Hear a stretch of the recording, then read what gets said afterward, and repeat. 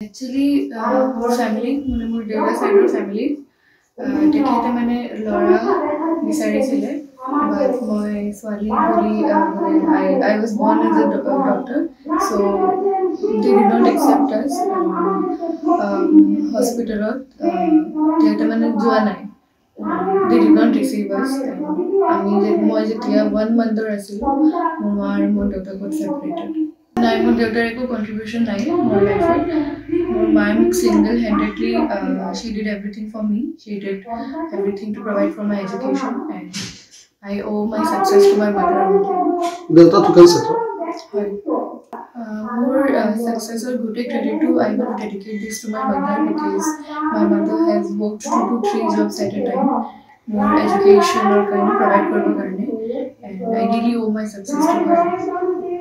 ঘটনাটা যখন ওর জন্ম হওয়ার আগে ওর ঠাকুমা বলেছিল যে মেয়ে হলে বাড়িতে এসে ঢুকতে পারবে না।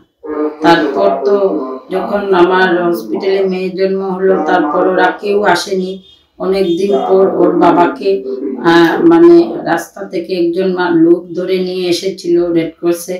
তারপর ও এসে চলে গেছে। যখন ও আমাদেরকে ডিসচার্জ দিয়েছিল তখন কেউ আসেনি। 4টা পর্যন্ত আমরা রেড ক্রসেই ছিলাম, কিন্তু কেউ আমাদেরকে নিতে আসেনি। তারপর আমার মা গিয়ে খবর পেয়ে মা গেলেন, গিয়ে নিয়ে এসে ওদের বাড়িতে দিয়ে আসলেন। ওরা প্রথম আমাদেরকে ঢুকতে দেয়নি, তারপর আমার মা জোর করে নিয়ে ওদের বাড়িতে দিয়ে আসলেন। তারপর তো ওখানে আমরা 1 মাস থাকলাম। তারপর অনেক অশান্তি, ওরা মানে মেয়ে রাখবে না, বহুত যন্ত্রণা করেছিল। তারপর আমি আমার বাবার বাড়িতে চলে আসি। আমার বাবা তেমন বিয়ে ছিলেন না। তারপর আমি আমার বোনের বাড়িতে 15 বছর থাকি। আমার বড় দিদি আমাদেরকে আশ্রয় দিয়েছিল এবং আমার মেয়ে আমাকে রেখেছে, খাওয়া দাওয়া সব কিছু ওর উপরেই ছিল। ওর পড়াশোনার অনেক মানে সাহায্য করেছে। এমনি আপনি কি করেন? আমি অঙ্গনাদিতে ওয়ার্কারের কাজ করি। অনেক কষ্ট করে বড় করেছেন। হ্যাঁ। এখন কিরকম লাগছে?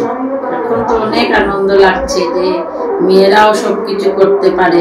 যারা মেয়েদেরকে অবহেলা করে তাদেরকে বলছি ছেলেদের কথা বাদ দিন, এখন থেকে মেয়েদেরকেই যত্ন নিন।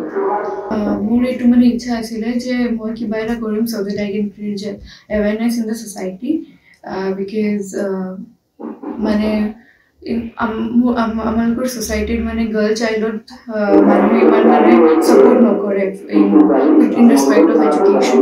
মানে they do not allow girls for higher education or for higher jobs or professional degrees. So I want to take this moment to create awareness that even girls can do everything that they want, and everyone should support girls when it comes to education. Thank you.